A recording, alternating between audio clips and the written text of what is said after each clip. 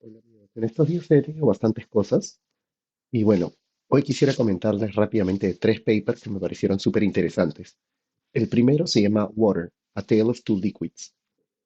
Es un paper de química, de verdad el paper era bastante difícil, pero lo que nos está diciendo o nos está resumiendo en buena medida la teoría que hay ya hace un tiempo, hace bastantes años, de que el agua no es un líquido, sino que en realidad son dos líquidos, ¿no?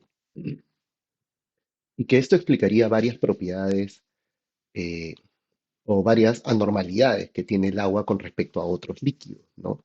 El tema de su pico de densidad alrededor de 4 grados Celsius, el tema de que absorbe muchísimo calor, es capaz de absorber muchísimo calor y por eso siempre es usado para la generación eléctrica, ¿no? Es decir, aún las plantas nucleares básicamente son teteras con una bomba nuclear abajo, ¿no? Porque el agua sigue siendo la forma más costo eficiente de hacerlo. Y no solo es costo eficiente, sino que en verdad es uno de los materiales que más absorción térmica tiene.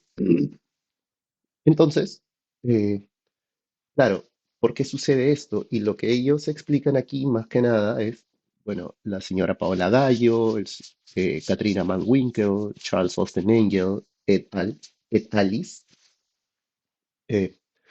lo que dicen es de que el agua es una suerte de, o mejor dicho, el agua son dos líquidos que están en un estado supercrítico, ¿no? Constantemente cambiando. Ahora, no es que sean dos líquidos como agua y aceite, tampoco es que estén mixeados, sino de que en realidad fluctúan en intervalos de picosegundos. Un picosegundo es algo así como 10 a la menos 12 segundos, o sea, es más chiquito que un nanosegundo, una milésima de nanosegundo. ¿Y entre qué regímenes varía el agua? Entre dos regímenes que le llaman LDL y HDL, ¿no? Low Density Liquid y High Density Liquid. Entonces, hay una forma del agua en la que el agua misma, aún como estructura, no estoy hablando de hielo, claro que hielos hay como 20 hielos, ¿no? Dependiendo del régimen de presión que haya, ¿no? Nosotros conocemos el hielo uno, que es el normal, ¿no?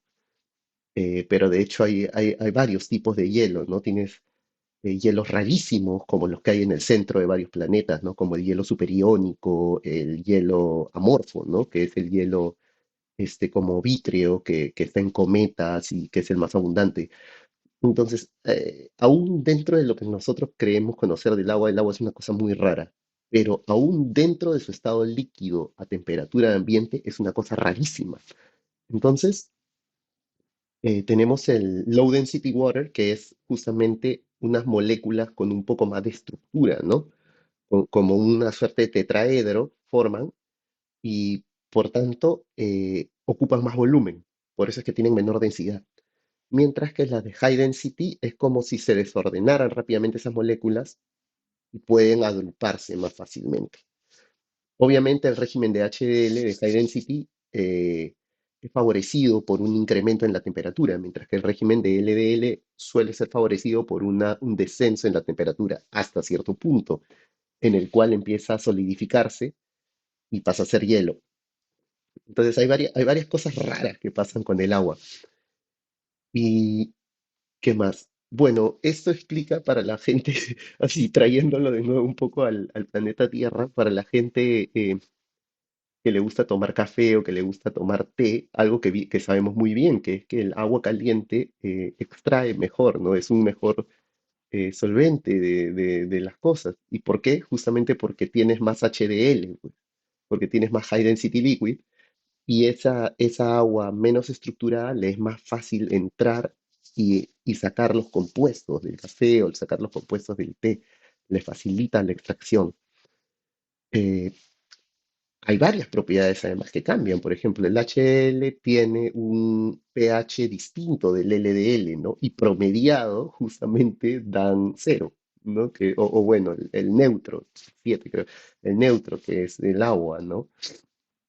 Entonces, inclusive al variar la temperatura del agua, estamos variando en realidad eh, el solvente que usamos. Bueno, ese es el primer paper. El segundo paper del que les quiero hablar, Antal Veres. Es un paper muy ingenioso, se llama The Solitude Zone, a Probabilistic Window for Singular Lifeform Existence.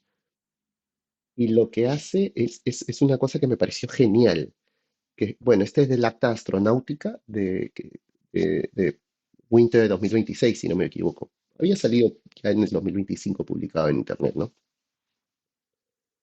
Eh, lo que hace ver es cambiar ligeramente la pregunta que normalmente nos hacemos. Normalmente nos hacemos la pregunta de, oh, qué improbable es, o cuál sería la probabilidad de estar solos en este universo gigante, ¿no?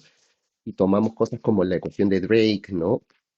En la cual tomamos tasa de formación de estrellas, cantidad de planetas o proporción de planetas habitables, etcétera. Un montón de números de los cuales no tenemos idea, ¿no?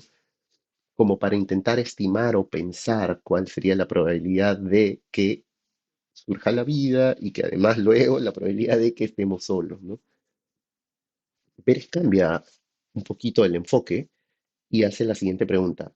Ok, olvidémonos de todo eso y más bien veamos bajo qué condiciones se vuelve la, el escenario más probable el que una civilización o una vida a cierto nivel de complejidad sea la única de esa complejidad, ¿no?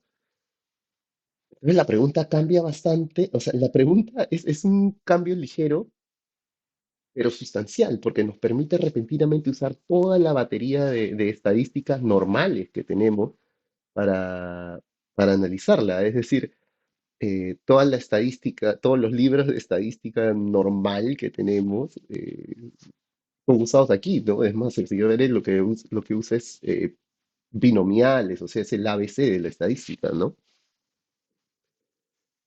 Y es algo genial, porque claro, o sea, su marco teórico también es muy sencillo y lo cual le permite ser muy potente, digamos, y me parece que es muy chévere porque por una parte dice, ok, mira, si la probabilidad de que surja una vida a esa complejidad es muy baja, pues la verdad es que lo más probable es que sea cero, ¿no? Que no haya nadie.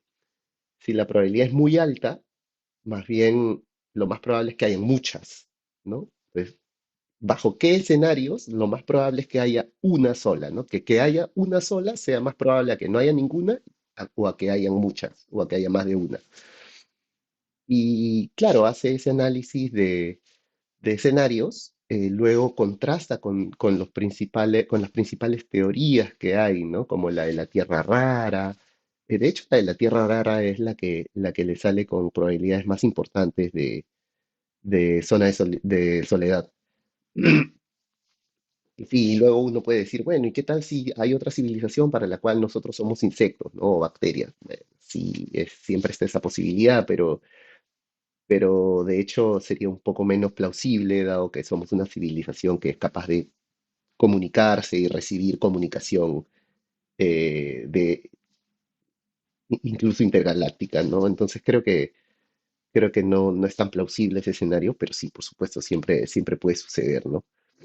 Bueno, este es un paper que me pareció muy interesante, les recomendaría mucho ahondar en él. Eh, la estadística es dura, pero no es intratable, de hecho como les digo, los building blocks de la estadística, pero aplicados firmemente. El siguiente paper del que les quiero hablar, bueno, este es un paper que sí quizás fue un poquito el más abstruso de los tres. Se llama Walks in Rotation Spaces Return Home When Doubled and Scaled, por Jean-Pierre Ekman y Sri Tlusi.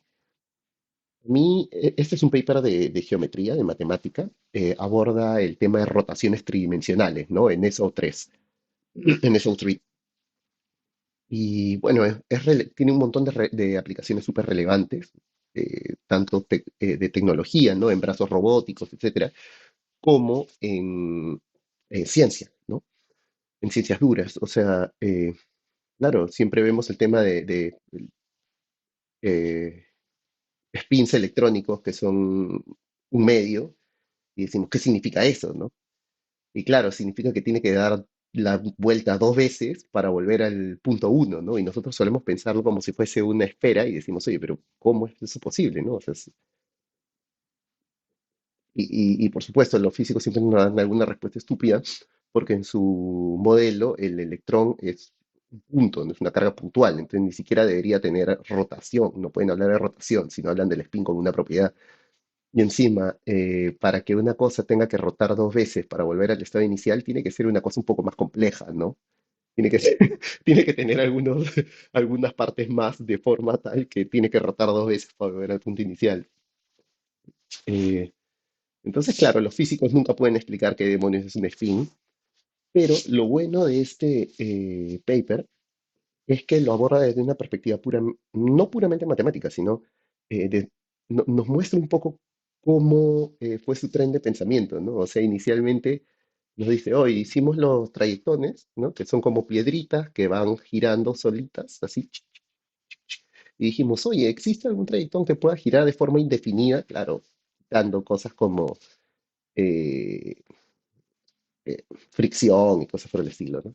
Que tenga un periodo infinito.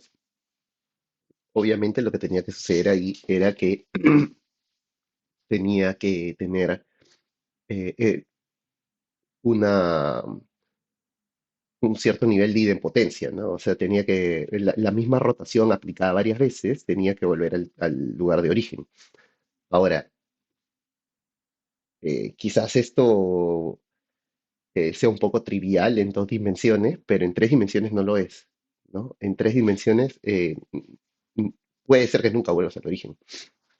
Eh, entonces, entender bajo qué condiciones sí regresa al origen si hacemos una misma rotación, ¿no?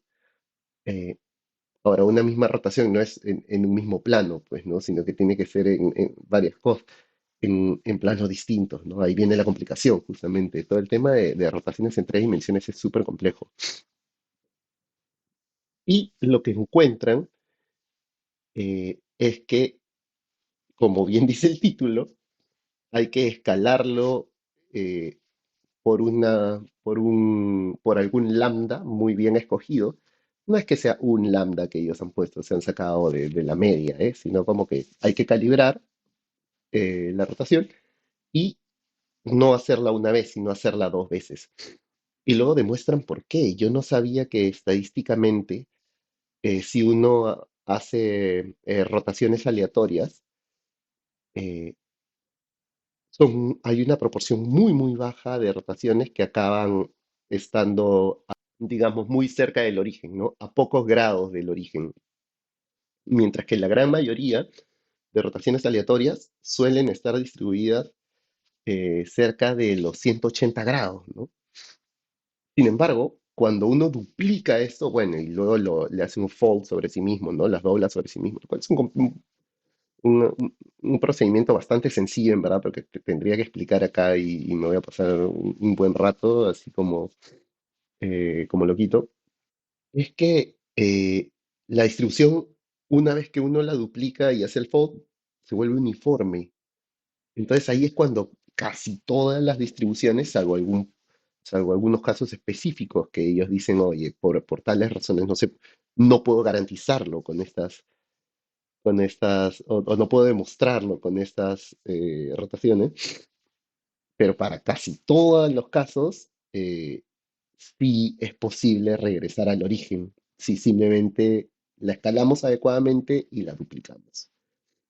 Entonces, esa me parece una cosa, un resultado matemático maravilloso que estoy completamente seguro que hallará su forma de llegar a alguna teoría del spin electrónico eventualmente.